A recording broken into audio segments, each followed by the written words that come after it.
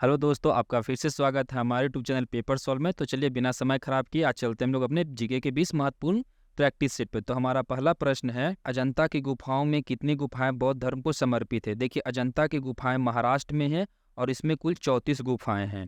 तो जो इसका सही आंसर है वो है 12। वहीं 17 जो है वो हिंदू धर्म को समर्पित गुफाएं और 5 है जो जैन धर्म से संबंधित गुफाएं हैं। तो चलिए चलते हैं अगले प्रश्न की ओर। हमारा दूसरा प्रश्न है, प्रथम गोलमेज सम्मेलन किस वर्ष आयोजित हुआ था। देखिए, गोलमेज का कुल 3 सम्मेलन आयोजित हुआ था।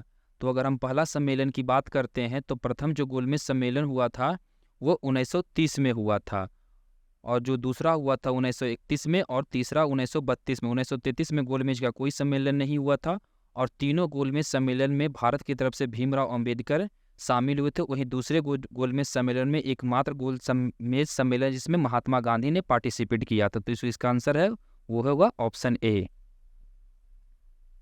हमारा तीसरा प्रश्न है, कुतुब मीनार का निर्माण किस शासक ने करवाया था।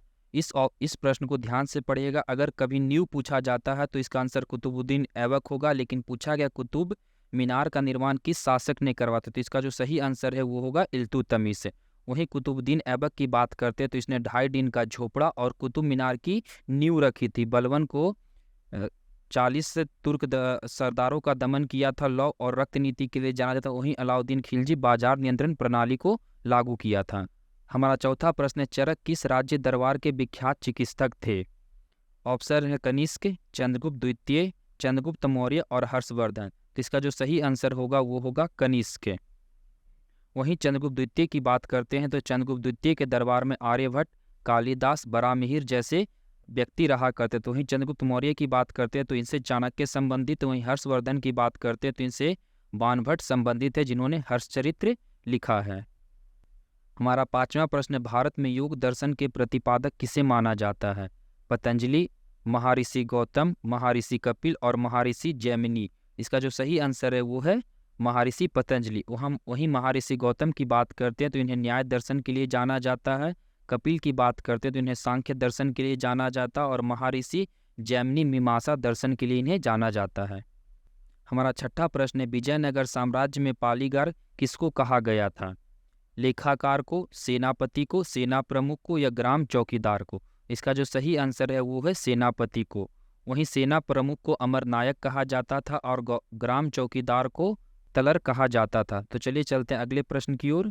हमारा सातवां प्रश्न है, हाल ही में आरबीआई ने पूर्वोत्तर में किस राज्य में अपना क्षेत्रीय कार्यालय खोला है।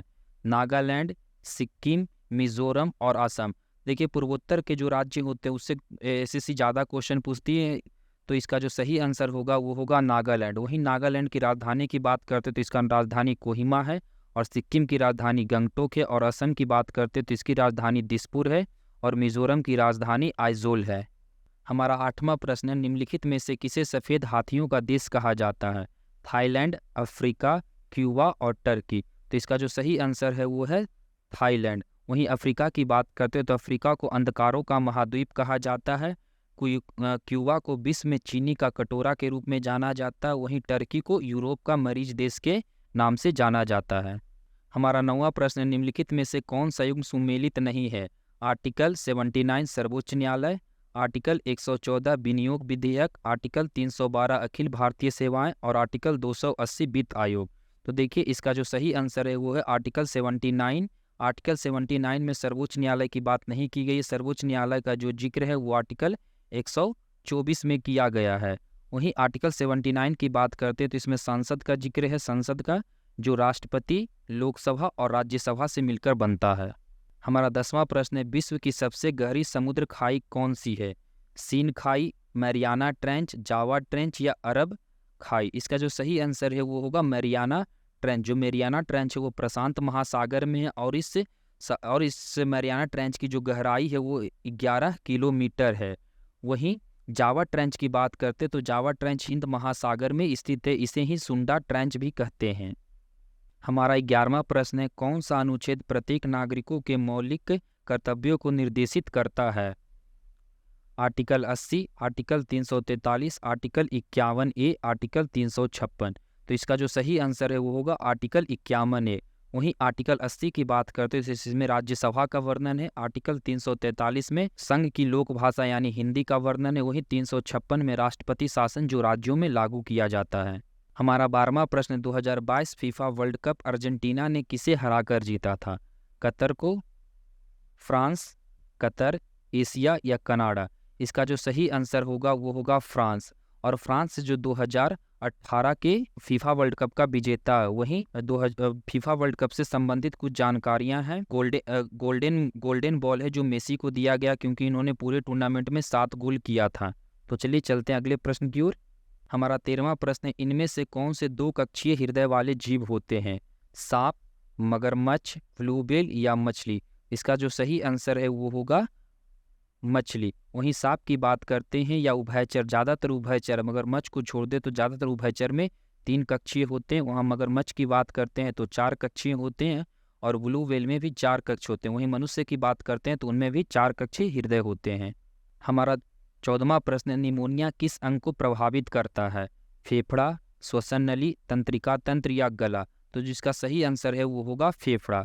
वहीं श्वसन नली की बात करते हैं तो अस्थमा और डिप्थीरिया श्वसन नली को प्रभावित करता है। तंत्रिका तंत्र को पोलियो और मिर्गी जो होता है वो तंत्रिका तंत्र को प्रभावित करता है। वहीं गला की बात करते हैं तो घेघा जो जिसमें गला सूज जाता है वो गला को प्रभावित करता है।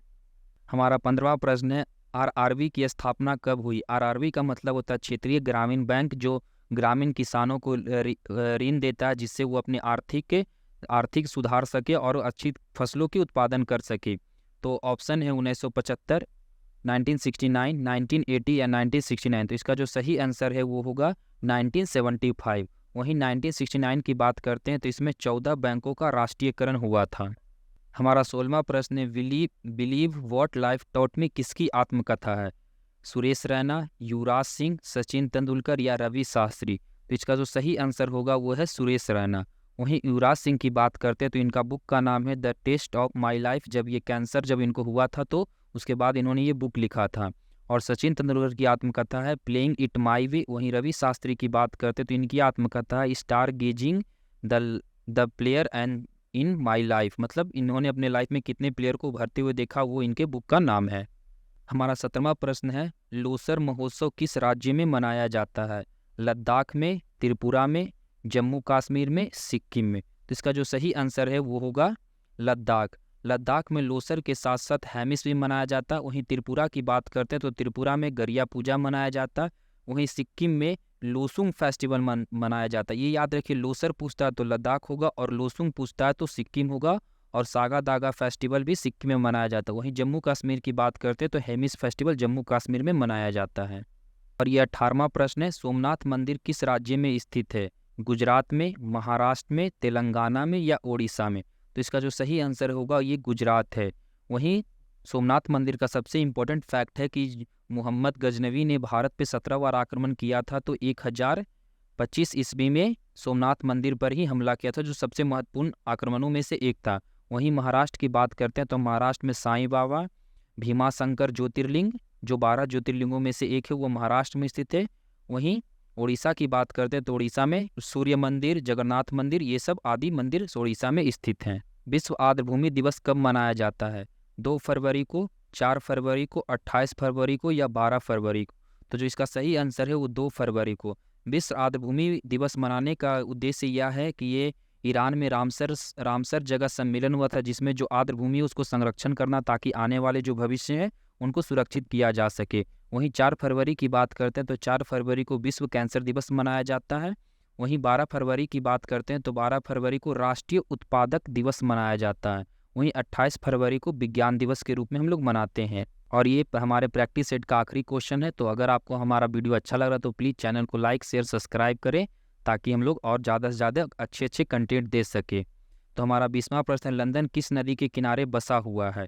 थेम्स नदी के किनारे, टाइबर नदी के किनारे, सीन नदी के किनारे और नील नदी के किनारे? तो जो इसका आंसर है वो होगा थेम्स नदी के किनारे।